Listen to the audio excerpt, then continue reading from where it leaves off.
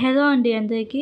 పూరికి మధ్యలో గ్యాప్ ఎంత ఉండాలి, అలాగే మంట ఏ ఫ్లేమ్లో పెట్టాలి, ఇలాంటి నా స్పెషల్ సీక్రెట్ 3-4 టిప్స్ ఉన్నాయి. ఈ టిప్స్ ఫాలో అవుతూ చేస్తే 10 పూరీలు చేస్తే 10 కూడా పొంగుతాయి. ఈ వీడియోలో నేను మీకు 10 పూరీలు చేశాను, 10 కూడా బాగా పొంగుతాయి. ఇంకా వీడియోలోకి వెళ్ళిపోదాం. ముందుగా 3 కప్పుల గోధుమ పిండి తీసుకుంటున్నాను. అలాగే సాల్ట్ 1/2 స్పూన్ వేసుకొని ఒకసారి బాగా కలుపుకొని ఆయిల్ 3 స్పూన్లు వేస్తున్నాను. ఆయిల్ హీట్ చేయాల్సిన అవసరం లేదు. నార్మల్ ఆయిల్ ఒక 3 స్పూన్లు వేసుకొని బాగా కలుపుకోండి. ఇలాగా బాగా కలుపుకున్న తర్వాత నీళ్ళు కొంచెం వేసుకుంటూ చపాతీ పిండిలాగా కలుపుకోవాలి. నీళ్ళు ఎక్కువ వేయద్దు. నీళ్ళు కొంచెం వేస్తూ కొంచెం గట్టిగా పిండిలాగా చేసుకోండి. వాటర్ ఎక్కువ అయితే పూరీలో ఆయిల్ని ఎక్కువ పీలుస్తాయి. అందుకని వాటర్ తక్కువ వేస్తూ గట్టి పిండిలాగా ఇలాగా చపాతీ పిండిలాగా కలుపుకోవాలి. ఇలాగా చపాతీ పిండిలాగా కలుపుకున్న తర్వాత ఒక 3-4 నిమిషాల పాటు పిండిని బాగా ఒత్తుకోండి. ఇలాగా ఒక 3-4 నిమిషాల పాటు పిండిని బాగా ఒత్తుకున్న తర్వాత మీడియం సైజ్ బాల్స్ లాగా చేసుకోండి. మరి చిన్నవి పెద్దవి కాకుండా మీడియం సైజ్ బాల్స్ లాగా చేసుకోవాలి. వీటిని ఇప్పుడు ఒత్తుకోవాలి. మనం చపాతీలాగా ఒత్తుకునే ముందు ఈ చిన్న సైజ్ బాల్స్ని తీసుకొని ఒక 20 సెకండ్స్ లేకపోతే 30 సెకండ్స్ ఇలా పిండిని బాగా ఒత్తుకోవాలి.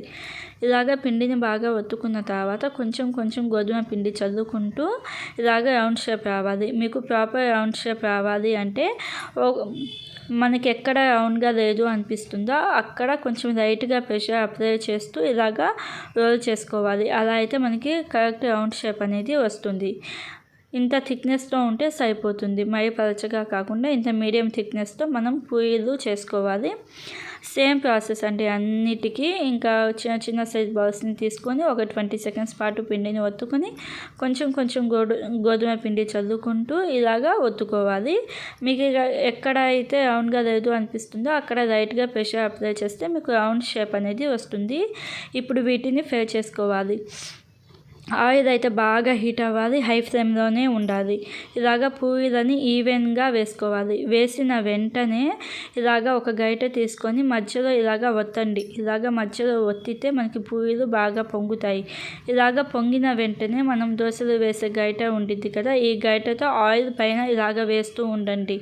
ఇలాగ ఆయిల్ అనేది పైన వేస్తూ ఉంటే పూరీలు బాగా పొంగుతాయి. ఇలాగ రెండో వైపుకు కూడా తిప్పుకొని ఇలాగ కొంచెం ఒక 2 సెకండ్స్ లేకపోతే 30 సెకండ్స్ కుక్ చేసుకుంటే సరిపోతుంది. ఇలాగా ఒక పూరి తీసిన వెంటనే ఇంకొక పూరి వేయకుండా ఒక 30 సెకండ్స్ లేకపోతే 1 నిమిషం పాటు వెయిట్ చేయండి. 1 నిమిషం పాటు వెయిట్ చేస్తే ఆయిల్ అనేది హీట్ అవుతుంది. ఇలాగా ఆయిల్ అనేది బాగా హీట్ అయిన తర్వాత మళ్ళీ నెక్స్ట్ పూరి వేయండి. నెక్స్ట్ పూరి వేసిన వెంటనే మధ్యలో కొంచెం లైట్గా ప్రెషర్ అప్లై చేసి పూరి అనేది కొంచెం పొంగుతుంది. లైట్గా ప్రెషర్ అప్లై చేస్తే పూరి అనేది పొంగుతుంది. అలా పొంగిన తర్వాత దోశలు వేసే గరిటె ఉంటుంది కదా, ఆ గరిటెతో పైన ఆయిల్ అనేది వేయాలి. ఇలాగ పూరి అనేది పొంగిన తర్వాత ఆయిల్ అనేది ఇలాగ పైకి వేస్తే ఇంకా బాగా పూరి అనేది పొంగుతుంది. ఒకటి మాత్రం బాగా గుర్తుంచుకోండి, పూరికి మధ్యలో గ్యాప్ ఉండాలి. అంటే అట్లీస్ట్ 1 నిమిషమైన గ్యాప్ ఉంటే మనకి పూరీలు అనేవి బాగా పొంగుతాయి. మనము ఒక పూరి వేసిన వెంటనే ఇంకొక పూరి వేస్తే ఆయిల్ అనేది ఎక్కువ హీట్ ఉండదు కాబట్టి మనకి పూరి అనేది పొంగదు. ఇలాగ ఒక పూరికి మధ్యలో ఒక 30 సెకండ్స్ 1 నిమిషం పాటు గ్యాప్ ఇవ్వాలి. అలాగే పూరి వేసిన వెంటనే ఒక గరిటెతో మధ్యలోకి ఇలా కొంచెం లైట్గా ప్రెషర్ అప్లై చేయాలి. పూరి పొంగిన తర్వాత దోశలు వేసే గరిటె తీసుకొని బాగా హీట్ అయిన ఆయిల్ని ఇలాగ పైన వేస్తూ ఉండాలి.